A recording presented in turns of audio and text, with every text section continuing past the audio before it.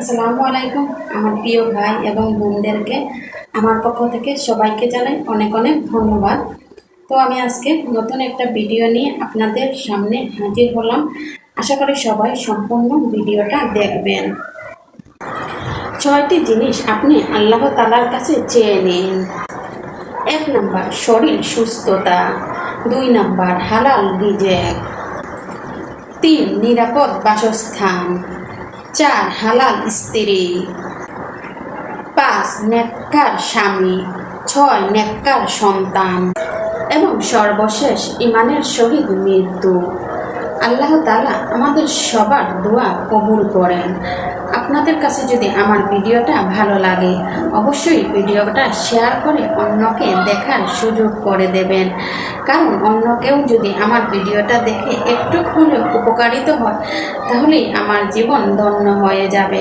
আপনাদের কাছে অনেক অনেক ধন্যবাদ এবং আপনাদের কাছে আমার পক্ষ থেকে রিকোয়েস্ট রইল যে যেখান থেকে আমার ভিডিওটা দেখতেছেন সবাই একটু ভিডিওটাকে শেয়ার করে দেবেন আর সম্পূর্ণ ভিডিওটা আপনারা দেখবেন। তাহলে আমরা সব সময় আল্লাহ তাআলার কাছে এই জিনিসগুলো উঠতে বসতে খেতে সব সময় যাব। কখন কার দোয়া কি কখন কবুল হয় সেটা কেউই বলতে পারে না, একমাত্র আল্লাহ তাআলাই বলতে পারেন কখন কার দোয়া কবুল হয়। তাই আমরা যখনই সময় পাই কাজ করতে করতেই আল্লাহর কাছে দোয়া চেয়ে নেব। হঠাৎ বসে আছি তারপরেও আল্লাহর কাছে সুবহানাল্লাহ বলে দুহাত তুলে দোয়া এবং ক্ষমা প্রার্থনা করব এবং যাতে ইমানের সহিত মৃত্যু দান করেন এবং যাতে ভালোভাবে আমরা মৃত্যু দান করেন। কখনোই অ্যাক্সিডেন্ট হয়ে বা খারাপ মৃত্যু কারোরই কাম্য নয়।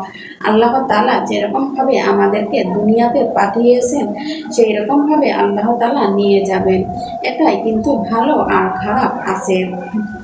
ভালো মৃত্যু হলে আমরা আমাদের নিজেদেরই ভালো লাগবে এবং খারাপ মৃত্যু হলে সবাই কষ্ট হয়, খারাপ লাগবে। মৃত্যু তো হবেই মৃত্যুর মতো, কিন্তু ভালো আর খারাপের মধ্যে অনেক তফাৎ আছে। তো ইমানের সহিত আমাদের মৃত্যু হলে আমরা ইমান নিয়েই যেতে পারবো। কখনো ইমান আমাদের নষ্ট যাতে না হয় সেদিকে আমরা। তো অনেকে আবার আমাকে অন্য প্রশ্ন করে বসেন যে আপু আপনি এত বুঝেন তারপরেও ফেসবুকে ছবি আপলোড দেন, আবার ভিডিও দেন কেন? তো আমি সোজাভাবে আপনাদের প্রশ্ন উত্তরটা দিতে চাই। আমি একটা কাজ হিসাবে নিয়েছি ভাই। এখানে আমি কি কোনো খারাপ উদ্দেশ্য নিয়ে এগুলা করি না, আমি ভালো উদ্দেশ্য নিয়ে কাজ করতে চাই ভাই। সেই জন্য কাজ করার ক্ষেত্রে আমার ছবি দিতে হয় এবং আমার ভিডিও আপলোড দিতে হয় ভাই। এটা আপনাদেরকে বুঝিয়ে বললে অবশ্যই বুঝতে পারবেন। আর যেগুলাই আমি বলি সেগুলা আমি বড় কোনো আলেম নয় বা আমি মাদ্রাসাতেও পড়ি নাই ভাই। আমার মনের ভিতরে এবং অন্তরে যে শিক্ষাটা আছে আমি শুধু সেটাই অন্যকে ছড়িয়ে দিতে চাই। আমি যেটা জানি সেটা অন্যকেও জানাতে চাই ভাই। যদি কোনো ভুল ত্রুটি হয়ে থাকে সবাই আমাকে ক্ষমা করে দেবেন এবং সবাই ক্ষমার দৃষ্টিতে দেখবেন ভাই। আমি তো একবারই বলে নিলাম ভাই, আমি বড় কোনো আলেম নয় যে ভুল হতে পারে না ভাই। আমার ভুল অবশ্যই হতে পারে ভাই।